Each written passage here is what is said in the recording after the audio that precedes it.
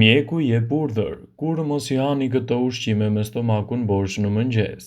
Mëngjesi është një vakt nga më të rëndësishmit për të filluar ditën me energji, edhe nëse mëngjesi ynë përbëhet nga ushqime me përqendrim të lartë të sheqerit, sesa një vaktje e ekuilibruar, konsumi i tij në të njëjtën kohë çdo ditë përmirëson funksionet e kujtesës dhe ndihmon gjithashtu edhe në rregullimin e sistemit tretës e të tjera.